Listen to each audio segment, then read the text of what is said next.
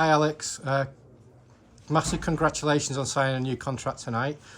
You've been one of the players of the season so far and had a massive impact on how well COLWYN Bay have been doing. What are your thoughts? Well, I don't think things could have gone any better for me this season so far. My goal is to remain match fit as much as I can and progress and do better every game I'm able to play.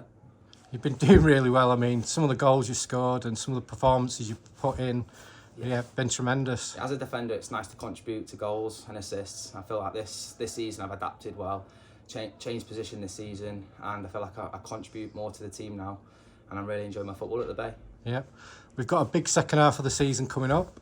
What are your goals for the second half of the season? Again, more goals. Yeah, to replicate the season so far, keep winning games, go unbeaten in the league.